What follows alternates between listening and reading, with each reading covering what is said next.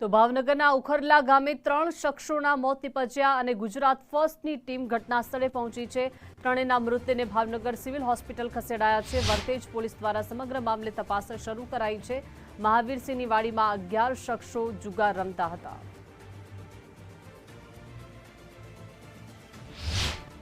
ભાવનગરના ઉખલા ગામે ગત રાત્રિના જે પ્રમાણે 11 જેટલા જે શખ્સો છે તે આ જ વિસ્તારમાં વાડી જે સીમ વિસ્તાર છે તે વિસ્તારમાં જુગાર રમી રહ્યા હતા। તે બાતમીના આધારે પોલીસ દ્વારા જે પ્રમાણે રેડ કરવામાં આવી, ત્યારબાદ ચોક્કસથી રેડમાં કહી શકાય કે 11 જેટલા જે શખ્સો છે તેમાં ભાગદોડ મચીને ભાગદોડ પોલીસથી બચવા માટે ચોક્કસથી અન્ય જે હતા તેમાં કહી શકાય કે 3 જેટલા જે શખ્સો છે તે શખ્સો ની જો વાત કરીએ તો આ તરફના પણ દ્રશ્યો બતાડવાના પ્રયત્નો કરશું। આ તરફ કહી શકાય કે જે કૂવો આવેલો છે તે કૂવામાં 3 જેટલા જે શખ્સો છે તે પોતાનું કહી શકાય બચવા માટે કૂવાની અંદર જે છે તે પડ્યા હતા અને તેમાં ચોક્કસથી 3 જે લોકો છે તેઓના ઘટના સ્થળે જે છે તે મૃત્યુ થયાની જે વાત છે તે સામે આવી છે।